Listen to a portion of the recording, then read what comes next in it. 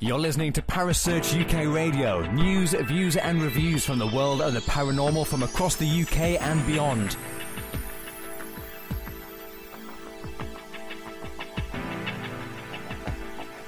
Find us on Facebook, Twitter and the World Wide Web. Parasearch UK Radio.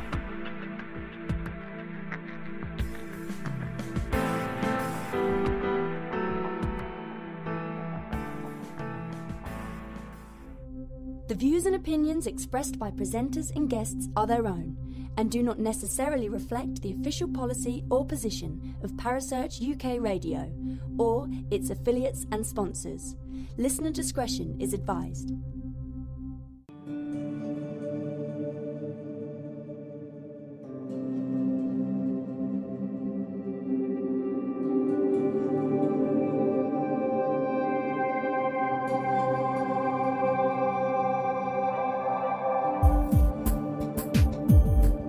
You're listening to The Spirit Dimension with your host, Kerry Greenaway, right here on Parasearch Radio.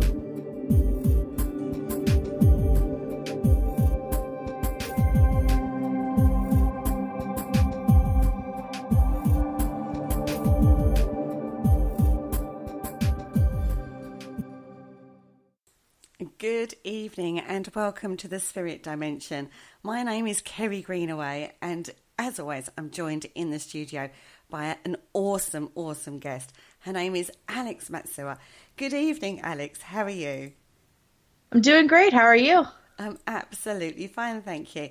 Now, Alex is an actor and a playwright, but she's also a paranormal researcher, investigator, and she also does her own podcasting and radio for herself as well. So she's agreed to join me on the show tonight to discuss her journey throughout the paranormal. So how did you first start? Let's start right at the beginning. How did you first get into the paranormal? Oh, well, let's see. I had experiences when I was a kid, about 6, 7 years old, and I always had this curiosity for it, but my mother was very much against me, like, getting into anything spooky. Like, I couldn't even read the Goosebumps books when I was, growing up. I had to read them at school, like, really quick and then put them back in the class library. And it wasn't until I had a few more experiences throughout, my childhood, but it wasn't until I turned 18 that I was like, okay, I really want to get into this, because I had a really, really startling experience, to the point where we had to call in the Greek Orthodox Church and like the whole shebang, and seeing people like intervene for me and praying in my room for me, that I was like, okay, this is, I probably should have been like, whoa, this is cool. But I was like, but I was fascinated because I'm like, this is a thing. This is a thing that people study, and they intercede on behalf of people who are going through stuff. And I was like, oh my gosh, this is what I want to do. This is my calling. But then college came in. But after I got my master's degree, I decided to go ahead and go full blown into this. So, yeah. So when you first made that decision to go into it was like house clearing and stuff like that, wasn't it? More than paranormal investigations to start with, if I remember rightly. Yeah. So, before I officially started my team, I spent about, I want to say 6 months just kind of following other teams around. I was very forthcoming with that information, though. I said, hey, I'm just feeling this out and see if this is something I want to do. Is it okay if I shadow you?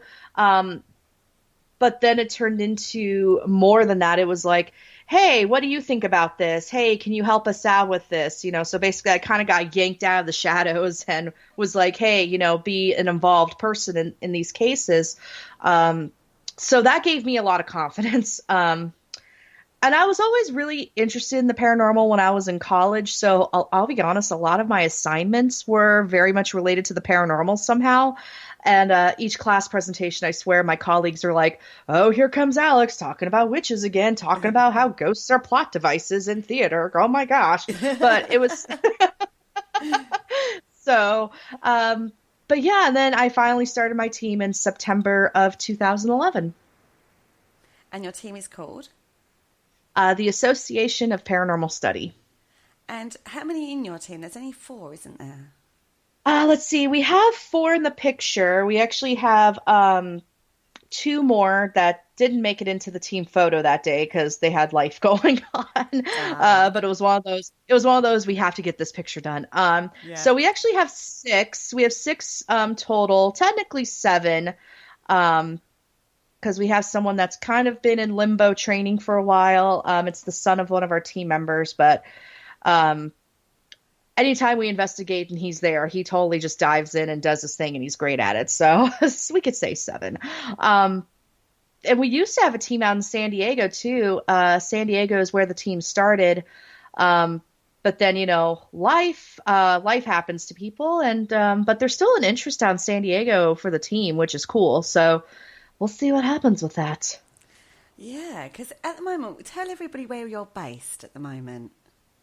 I am in Raleigh, North Carolina.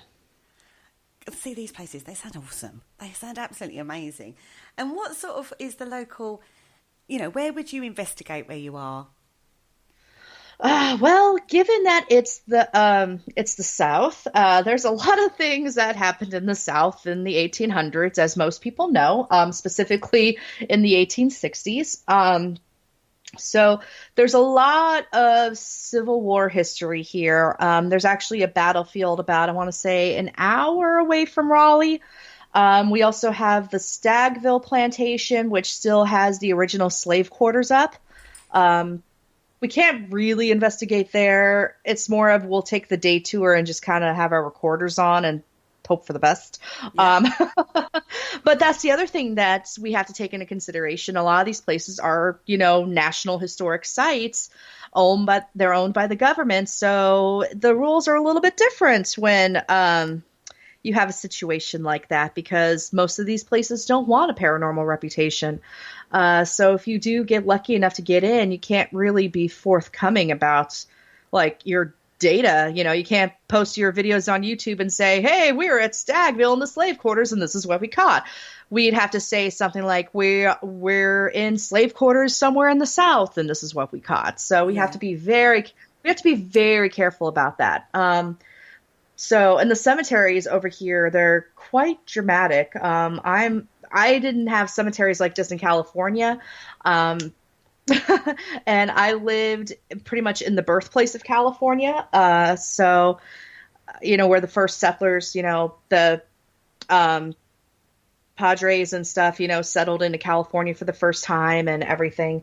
So our cemeteries aren't that dramatic looking. And I come to Raleigh and it's like, holy cow, you guys have arches and mausoleums and holy cow, it's like, it's something out of the Midnight in the Garden of Good and Evil. What the heck? So something completely different.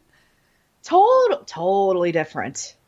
So, because you've moved around a little bit, haven't you, in America? So you've had the experience of being able to pick up different vibes where you go, and you have said it's incredibly different everywhere you go. Mm-hmm. Oh, yeah. I grew up in San Diego, which is basically home base for me. I did have my little stints in LA for a bit because, trying to be an actor. Yeah, you've got to do it, haven't you? Yes, you see how well that turned out. Anyway. I think you're doing okay.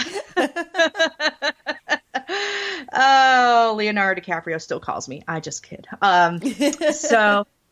But I have family up in Washington, up in the Seattle area, and that's a place I've yet to really dive into, but that's definitely next on my list because I love it up there. Let's see. And then I have Raleigh, and then I've been to Gettysburg quite a few times, Baltimore. It's very interesting to see the differences. Let's see. My grandmother's family is from Kentucky, which is where my mom lived the last few years before she died. So I spent a lot of time up there.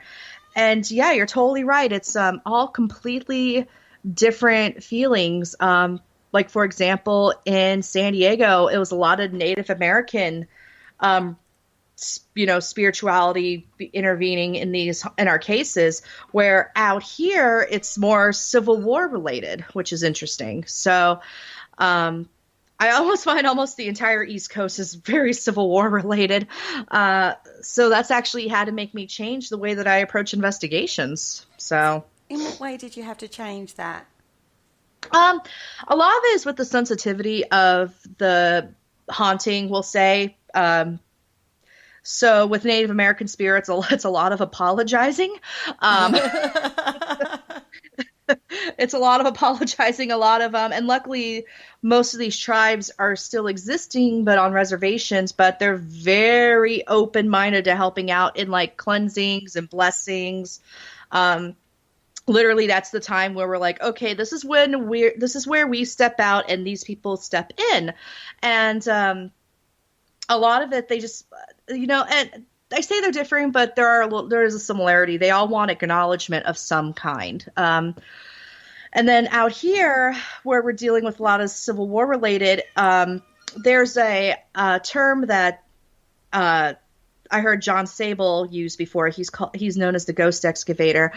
He calls it the good death, where during the Civil War, before the Civil War, people died at home, surrounded by family. They were buried in the family plot and whatnot. But then the war happened, and these young boys, these young men were dying on battlefields, and depending what side they were on and where they were at, their body was likely thrown into a ditch.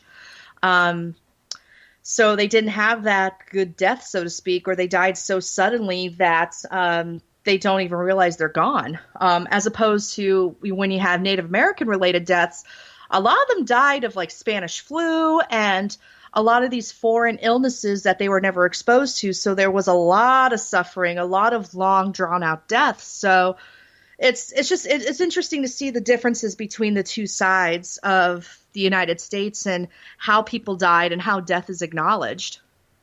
One thing, if you could clear this up for me, in the UK, the perception of hauntings in America is, it's haunted because it's been built on a sacred American burial site. Yes. Is that, explain that perception. Is that accurate? Yes, that actually is a thing that happens a lot. There's one place that we investigated a lot. It's called Camp Pendleton. It's a huge military base in San Diego, maybe about 30 minutes north of San Diego, but it's still San Diego County. It's right next to the beach. I mean, this base is big enough. It's a city. Like, it is a city, and it spans for miles and miles.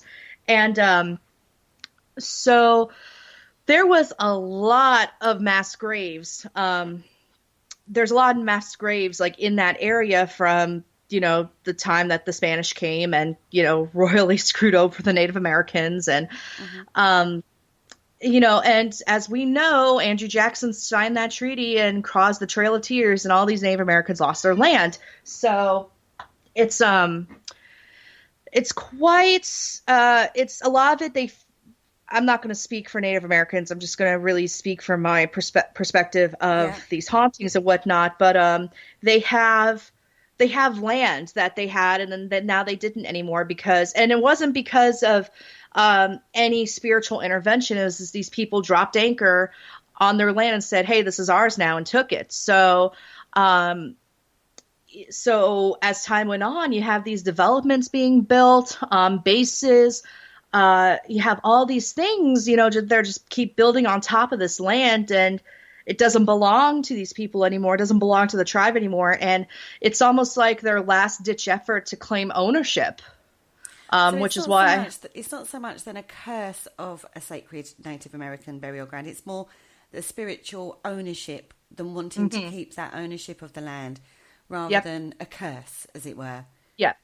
Yep. Now, granted, you might have some bad things happening until you give some sort of acknowledgement to the tribe. But, so it's interesting. You do get the tribe involved in those kind of cases, don't you, if you need to? We tried. And I would say about 80% of the time we were able to have that, which was good because it's always more effective.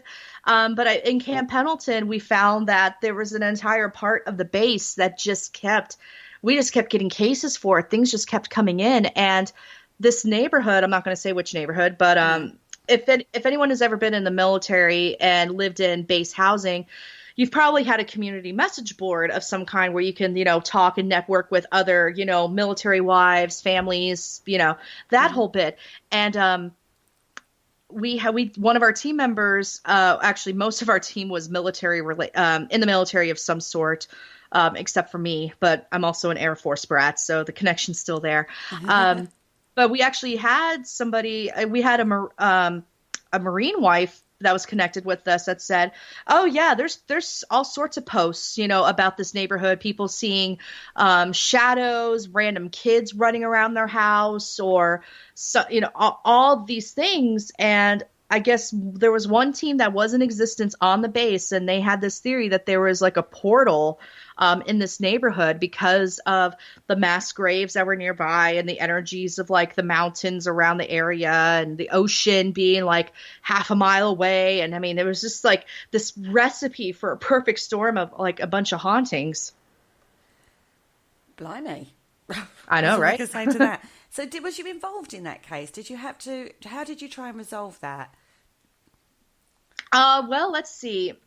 During one of the cases, we brought in a high priestess in Wicca, and so she got out, and she had genealogical ties with the tribe that lived in the area. So, because I was like, we need somebody who is a spiritual authority.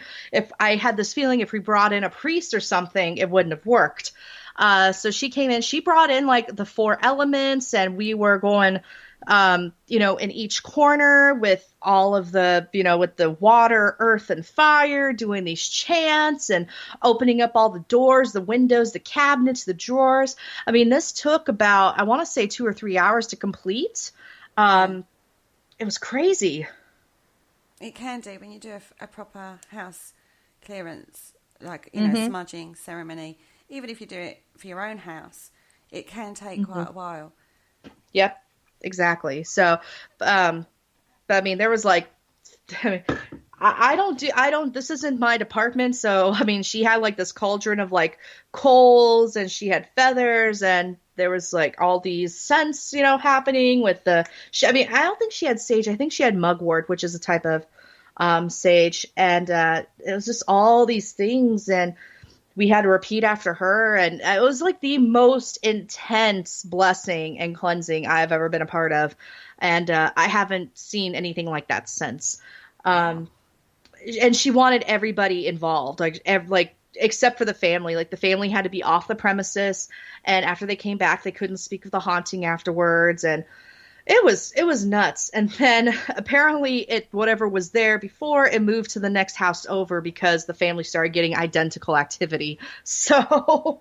It was like, well, when we got the case submission, I'm like, okay, well, this address looks familiar.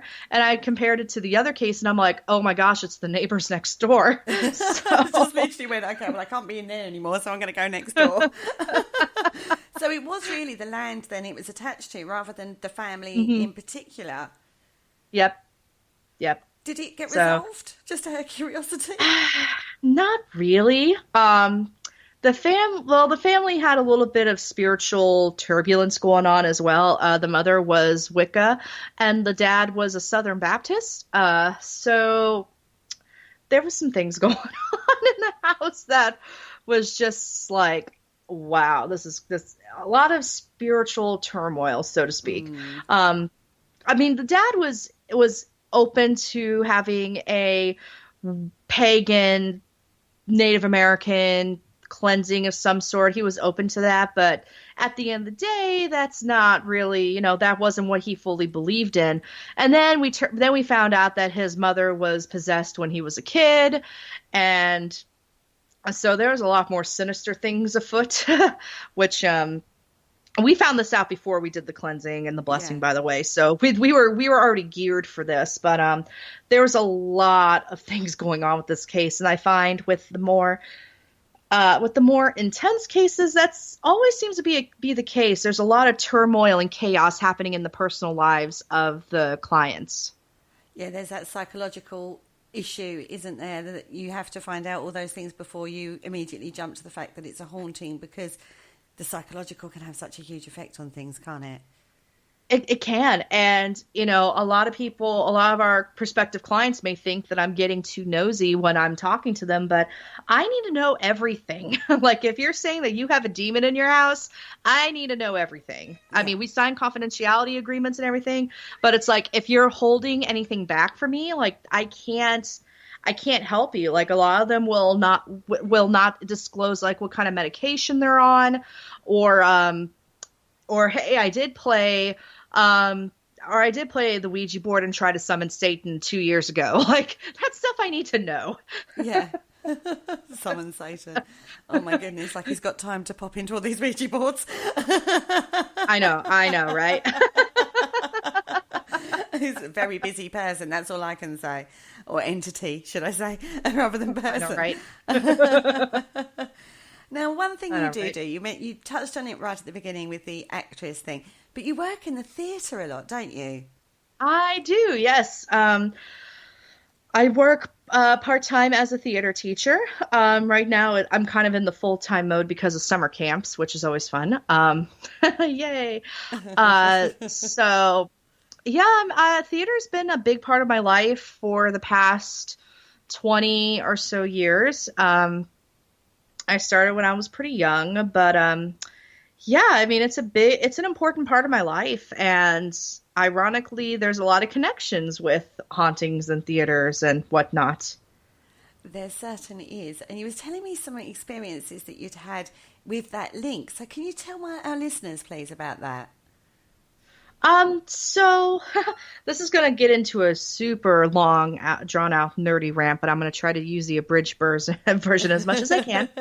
So, I mean, we've pretty much, I think if there's anything that we can all agree on, believers and skeptics and whatnot, it's that energy is involved in any sort of paranormal activity or psychical activity. So, in theater, there's a lot of energy. There's a lot of energy being put in by the actor, you know, when they're developing their character and whatnot.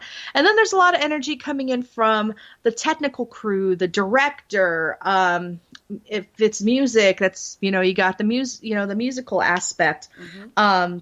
So yeah, and then, you know, the audience will be given their energy and whatnot. So it's just one big cesspool of like energy, just like all this stuff going on. And there's a reaction, there's a performance, and there's a reaction to that. So, and not to mention you have all the lights, the sound, the sets, the costumes. I mean, and a lot of times these sets and costumes are used multiple times. You know, the costumes will be rented. So you might be like the 800th person that has worn that, you know, period dress. So, yeah, so there's a lot of energy going on.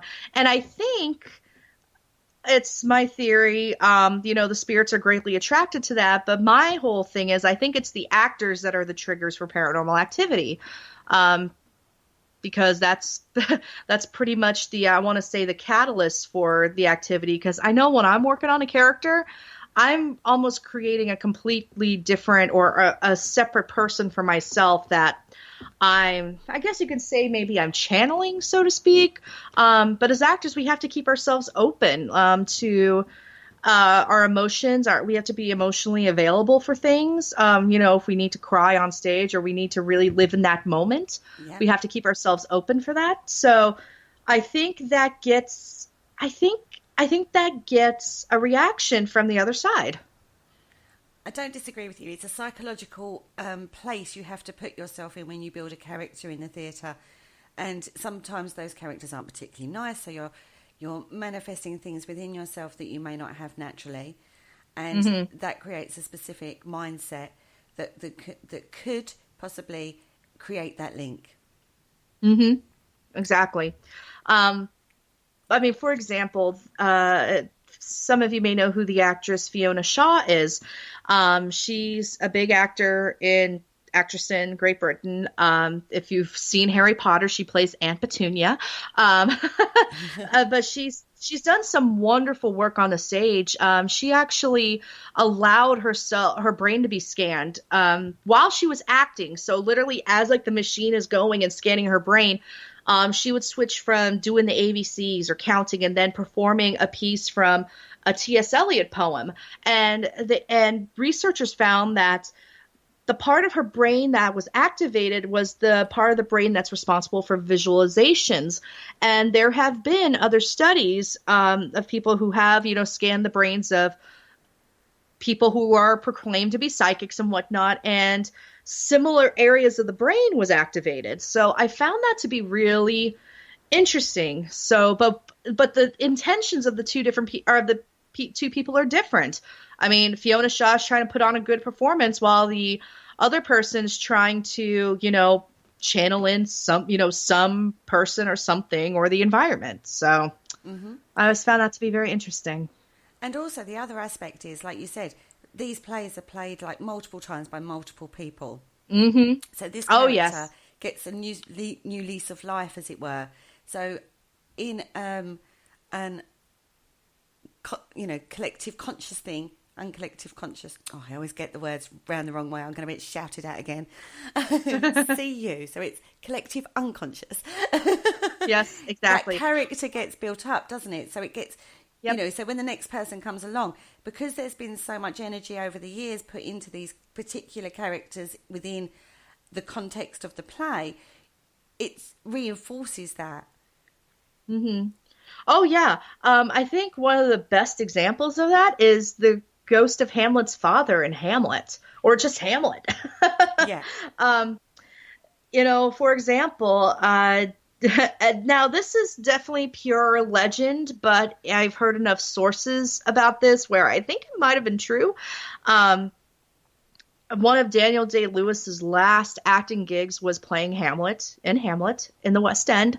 And apparently during one of the performances, and those of you who know Hamlet, know the play, and there's this big scene between Hamlet and the ghost of Hamlet's father. That's what the character is called, or the ghost. And for PhD theater students, this is the perfect topic when it comes to identity and death. But anyway, I may or may not have wrote a short dissertation on that. But anyway, but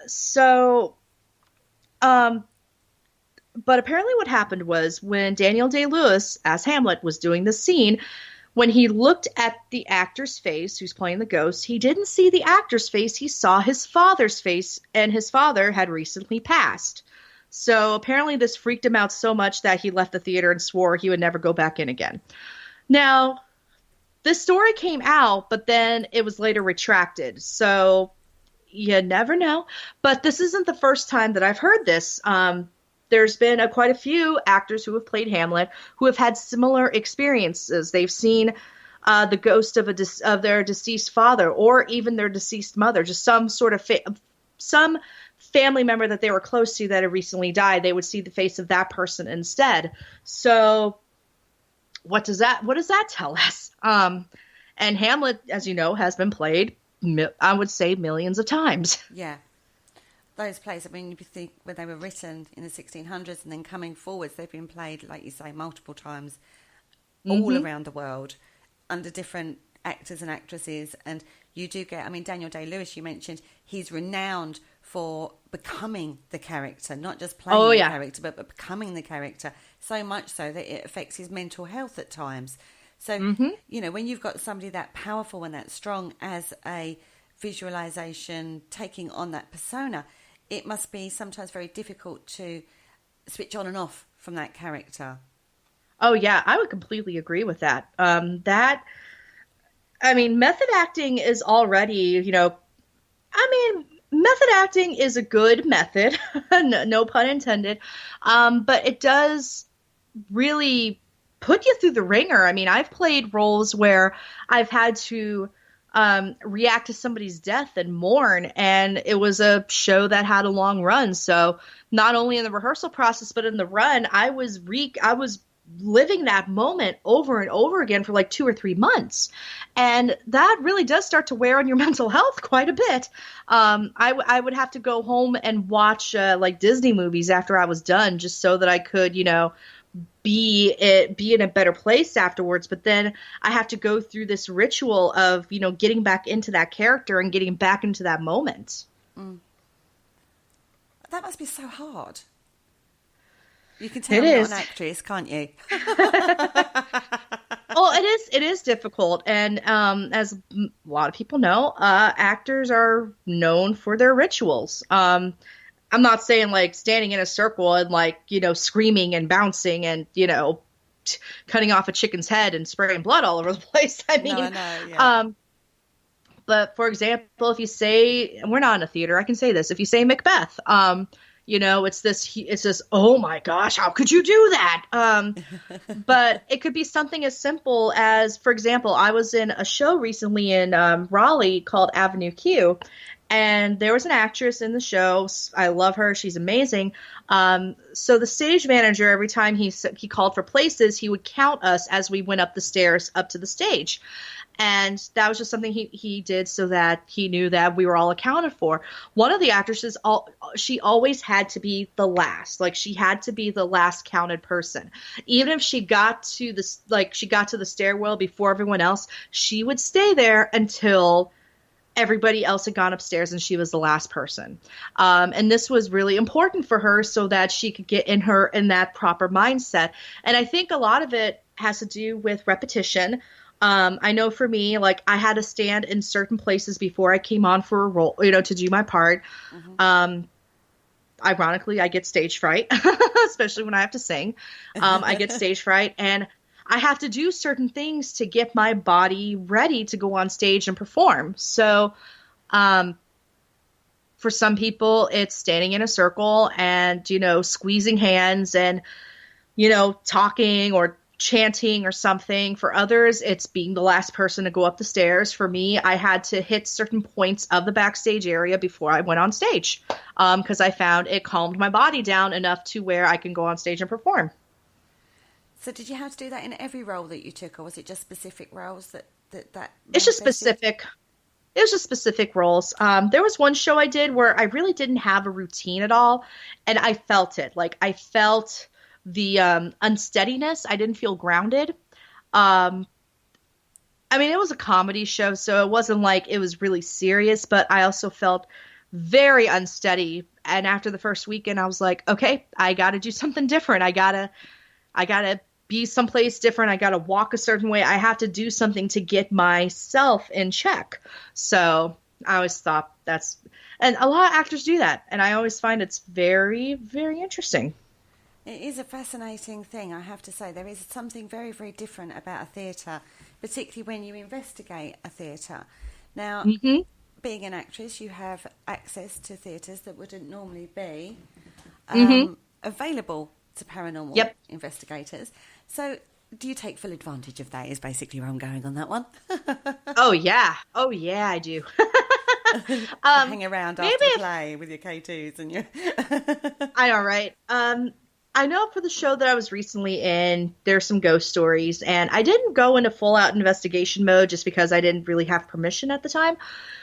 But there was times I was in the theater by myself, and I would say, I'm just going to use a random name just so I would be like, hey, Trevor, just can help me and, help me have a good performance tonight.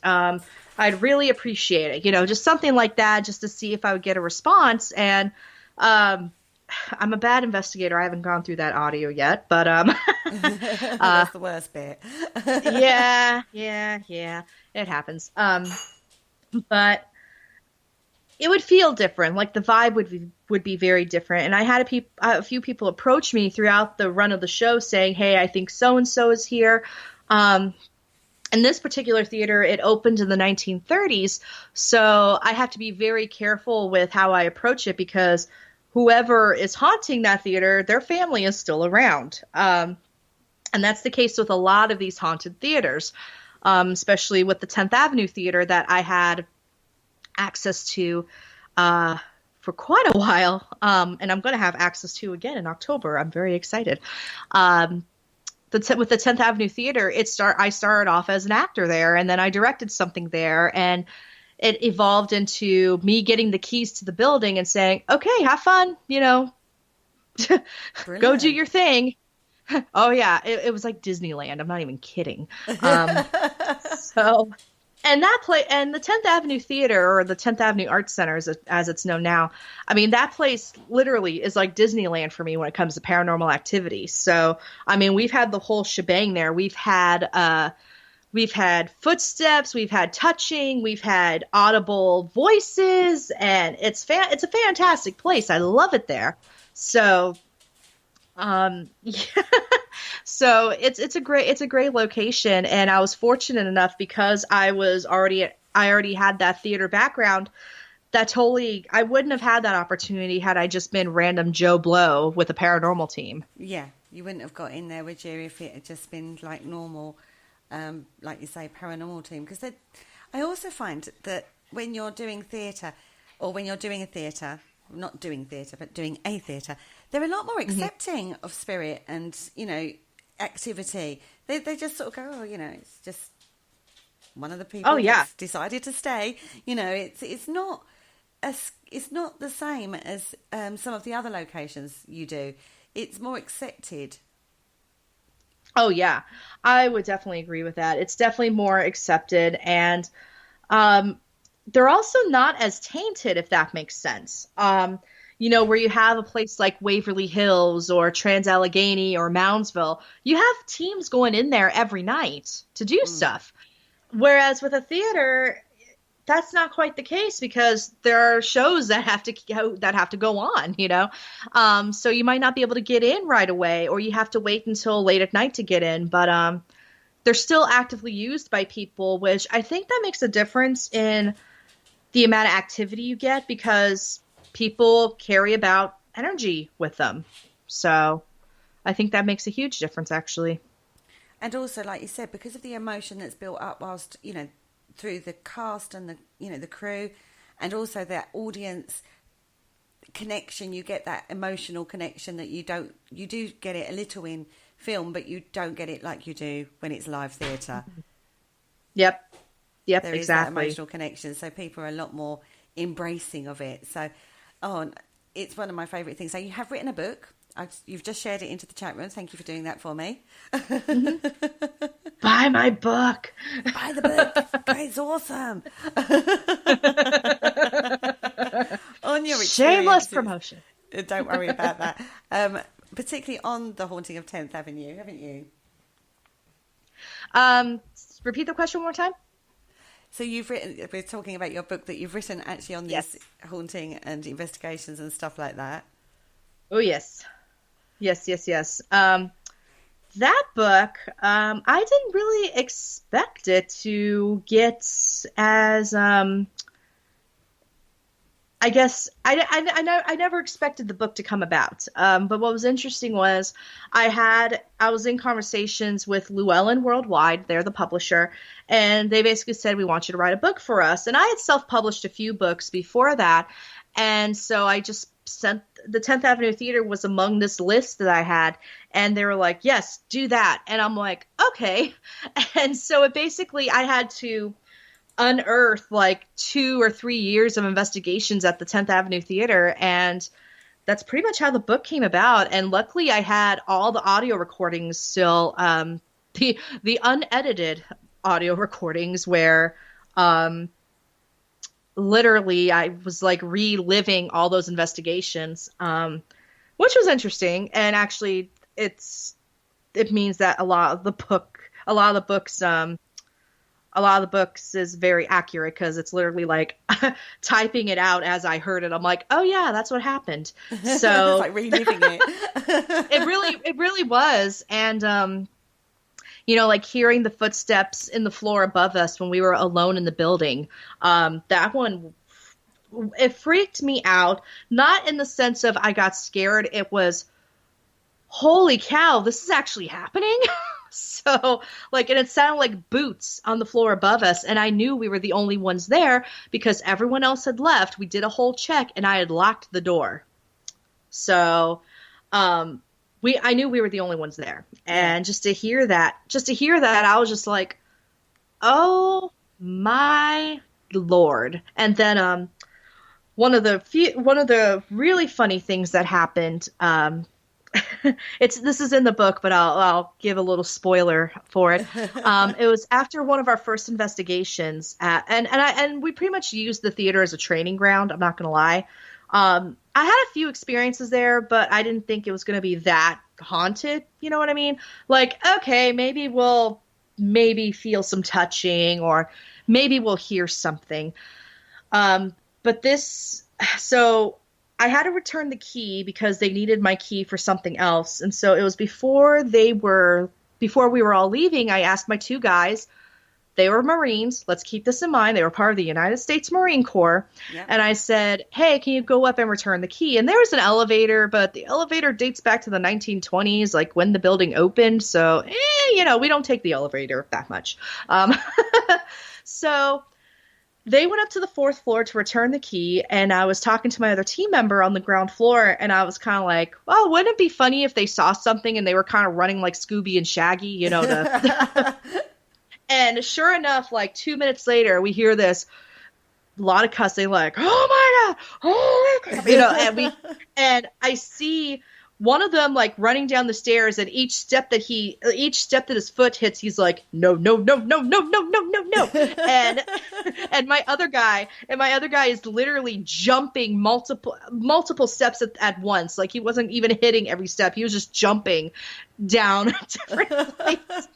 And I was like, okay, what happened? And they said, so we were up there, and we hear this little girl's voice say, "Mommy."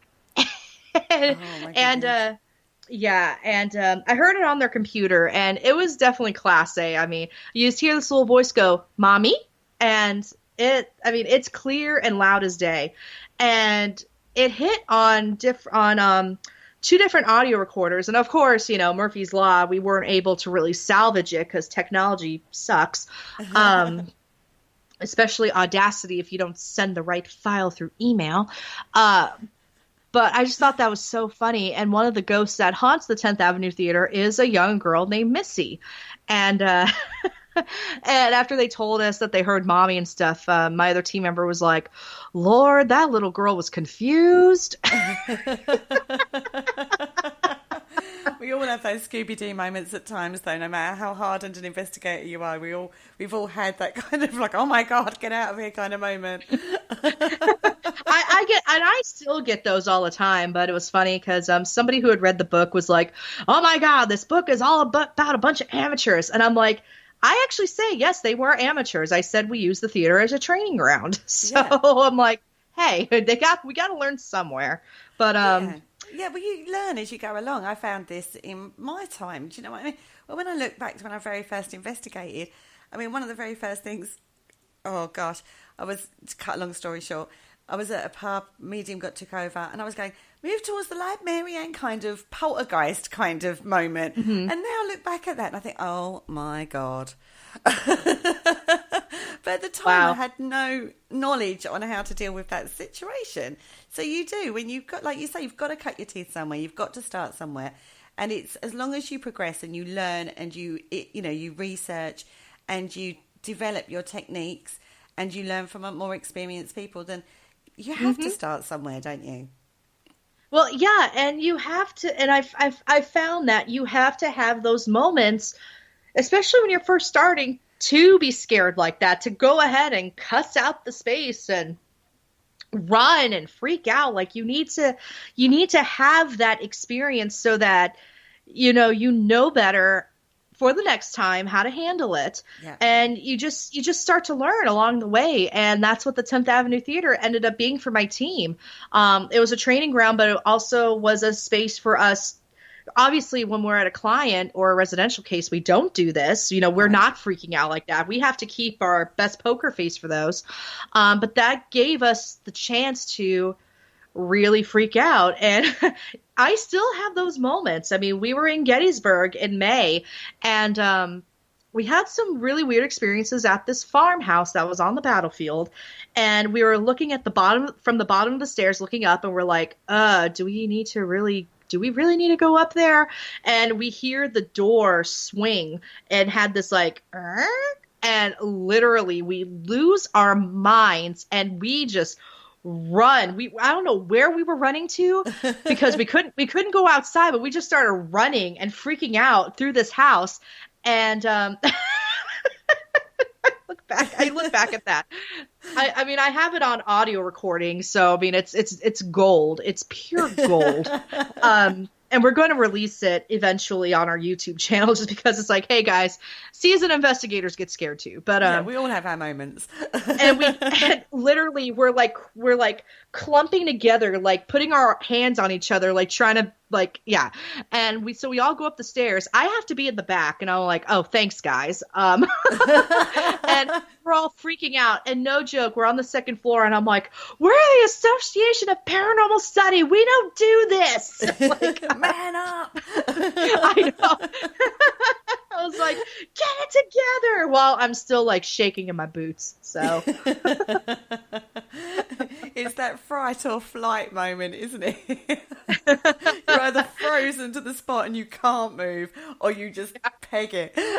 We all have those. I mean, even like you say, even the most seasoned investigator has those moments. Yep. I mean, it was just so startling. You hear this, and I'm like, holy crap. Now, you have written a couple of other books, getting back onto topic a little bit more. You wrote The Haunted Actor. Yep. That book is pretty much, remember when I mentioned about how all my school assignments were theater related? Yeah, that's pretty much it. Yeah, so The Haunted Actor is basically all of my research that I've done through different studies of the connection between the theater and the paranormal. How we expressed our paranormal beliefs and everything, and how we did that through theater. That came out in 2014, and I mean, I think it's a little more academic, but there are some things like about Macbeth and witches and ghost lights and why actors have rituals and whatnot. And I wrote that book pretty much because I didn't write it for just paranormal teams. I wrote it for academics as well. And actually it's used at a few universities in the United States when, they want to cover subjects like the Crucible, that sort of thing. Uh-huh. But I wrote it for investigators as well because there's a lot of misconceptions when it comes to theater rituals, and, they'll read stuff on the internet, and what's on the internet isn't always correct. So I just wanted to put in my 2 cents in that. Yeah, so that's what The Haunted Actor's about. And then, so if you're really into theater and the paranormal, it's the perfect book for you. And then, yeah, and then the other book I wrote is called More Than Ghosts. Ghost? Wow, I said goats. Wow. Anyway. You get nights where you can't get your words out. Oh my gosh. All right, More Than Ghosts. Ghosts. Spooky things. More Than Ghosts. Oh god, that's going to be the parody book. Anyway, that book is about how to do residential cases. And so pretty much you get a lot of teams these days that start because they watched Ghost Hunters. Nothing against the paranormal reality shows. That's a whole other subject for another time. Yeah. But a lot of people will watch what they see on TV and want to emulate it. And they get into somebody's home and they realize, like, holy crap, we don't know what we're doing. So that book is a guide. I had Bill Wilkins write the foreword to the book, and he started the website Paranormal Societies, which is a big database of teams that help people out with their hauntings. And I think it's a book that was very much needed out there. There are a few other books on the subject, but this one is probably one of the most recent writings on that area, just to kind of give paranormal teams like an idea of what they're getting themselves into. Also, how to avoid getting sued. So making sure you have your paperwork together, the legal aspects of it, the financial aspects of it. So, yeah. Sounds absolutely fascinating. I'm definitely going to be buying some more books, I think. Do love a book, I have to say. I'm renowned for having to read people's books. It's crazy. I have a stack of books that I've got to read still. I'm getting told off by people. Have you read my book yet? No, not yet. It's on the list. It's that fourth down the pile. I'll get to it. Don't worry. Now, you did send me one of your YouTube clips, which was when you investigated a school. And you were using something that's been a little bit controversial lately in the old paranormal field, which is the Ovilus. Mm-hmm. Yeah, so that's, it was the Old South Pittsburgh Hospital. It was in the children's ward, though. We were, basically, I like to try to bring about the context of the dead so that maybe we can get a better response. And it works, for the most part. I need to preface this by saying I am not the biggest fan of the Ovilus. I think that it's a really faulty device, and I've found that people can manipulate it to make it spout out certain things, certain words. I think the word bank is about 500 words. But anytime like words like demon or anything, or evil, like anytime those words pop up, I'm just kind of like, okay, that's full of crap. But we had the device, I think it was an Ovilus 4 that we had. No, it was an Ovilus 3. We had it in reverse phonetic mode, and we decided, because we're in the children's ward, let's read a book to the kids if there are kid ghosts here. And so my team member Beth started reading it. It's a counting book. So after every 2 pages, you're counting to a certain number. So like 1, 2, 3, and we started to find that the Ovilus was counting with us, and at one point it even counted ahead of us. It even went 6, 7, 8, and you can hear me in the background go, "Wow!" So, or I'm sitting there like, "Okay." So, and of course, all the smack talking I ever did with the Ovilus kind of went out the window. I'm not a complete believer in the Ovilus still. But I just found that to be really interesting. If you're not using the word bank, you get completely different. You get a completely different experience, because we did the word bank and I was like, okay, we need to turn this off. And we found reverse phonetic mode. I'm like, okay, well, let's use this and see what happens. But I just found it to be really fascinating. I'm sitting here like, okay, like there were some parts, I mean, you can agree to disagree that maybe it wasn't a number, but then when that 6, 7, 8 comes around, and I think we were on the number 5. We might have been on 6. But when that 6, 7, 8 comes out, it's like, whoa. So, I mean, I've seen this clip, guys, and I did share it into the event page that I raised for the shows. But I'll share it again, if that's okay with you, Alex, on the actual page, so you guys can have a look at it and have a look at it and just see what you think about that. Because it was very, very interesting, I have to say. And you dealt with it really calmly. I mean, I know there was, to start with, it was a bit like, wow, oh my God. But actually, it was dealt with very, very calmly. And it was incredibly interesting, really interesting to watch, of all the Ovilus things. But I mentioned that because Ovilus seems to be a very hot topic at the moment. People are pulling a lot of equipment apart, and a lot of people are starting to withdraw from the field that haven't been particularly credible, I think is the expression. Oh, you saw that Facebook post too, didn't you? Yeah, I did. I did see that Facebook post too. Funny enough. Oh my gosh. No comment is. I'm not going to pass a comment on what my personal feelings on that is, because I'm just not going to. We're not going to go down that road. It's not worth it. I know, right? It's just not worth it. Nope. So, what is your favourite when you are investigating for you personally? What is your favourite piece of kit? Oh goodness. So I have this thing. We call it the hat. And it was made by my good friend John Mitzi. He's up in Canada. He's a big EVP audio guy, and he knows what he's doing. Like, the guy builds like the craziest things for audio data collection. And he made me this hat. It's a baseball cap, so you look super cool when you're wearing it. And there's 6 microphones on the hat. And it does audio recording and everything, and I can hear everything in real time. Let me tell you, the microphones are so sensitive. Like, I can hear things that are happening down the street. So I've had to sit with it for a little bit just so I can kind of get familiar with, what kind of sounds I'm hearing and how to differentiate that from, something that could be paranormal to, or it's a dog barking, that type of thing. Yeah. But I found that, I've collected some really interesting audio from that, and I do have a YouTube. We do have a clip on YouTube with that at the Brunswick Heritage Museum.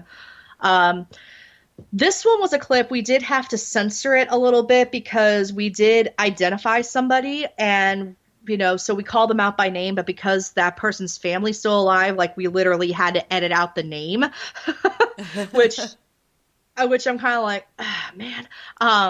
But you hear this woman's voice just kind of come out in this moan, and then like the microphone kind of fizzes out a little bit. Like it's almost like someone was touching the microphones on my head, and but I heard it in a delay because this was like a delayed recording type of thing. But I was like, oh, did you guys hear that? So it was yes, I did the whole, did you hear that? But you kind of have to, guys. If I hear something weird, I'm going to ask other people if they heard it, okay? Yeah. Oh, yeah. Otherwise, you're all sitting there, you've all heard it, and no one dares say a word. I know, right? And we need that, not validation, but at least that confirmation of, oh yeah, I heard it too. So that's just good data collection, guys.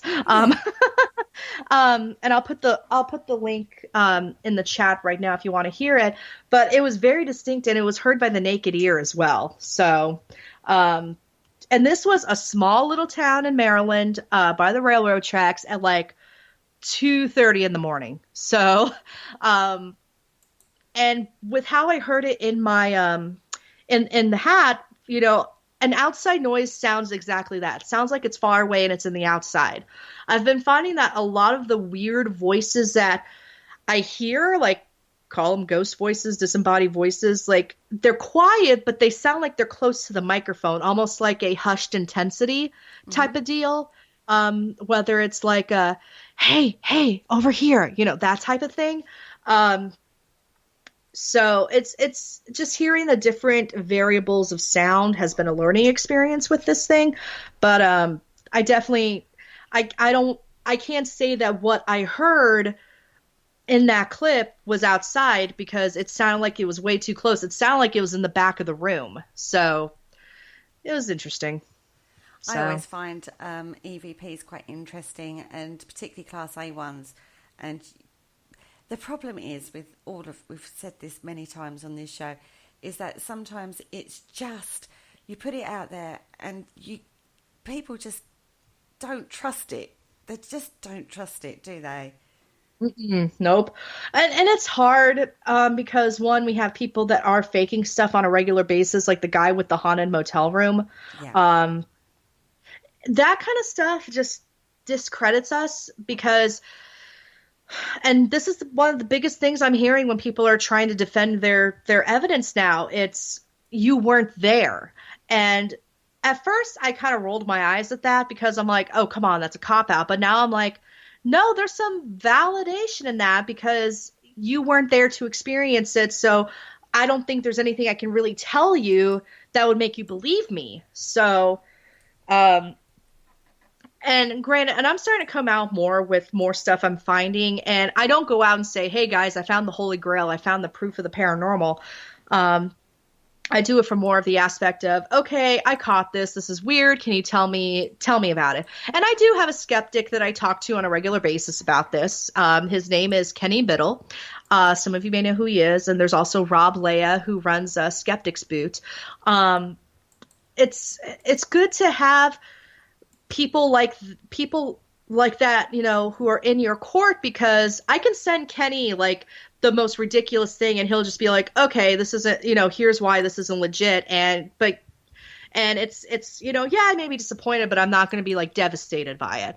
And so just having that accountability is key. But yeah, I'm really angry about the motel room situation because it was obviously faked. Kenny actually made a video debunking the entire thing, and there are people who are still like, "Oh yeah, this is real," and it just doesn't help. It doesn't help the field at all, because when you do pick up something, like you do get that disembodied voice, or you get the Ovilus counting to 8 to 9 with you, it's like, okay, this probably isn't real, which it stinks, because I feel like maybe somewhere down the line someone did get proof of a ghost, and we looked at it and we're like, nope, not real. So yeah, it is very difficult, but it's also important that you do put it out to your peers, so you do get a rounded perception of it, rather than just from what you experienced at the time. But we all have these are like paranormal investigator issues, aren't they? Yeah. Oh gosh, right.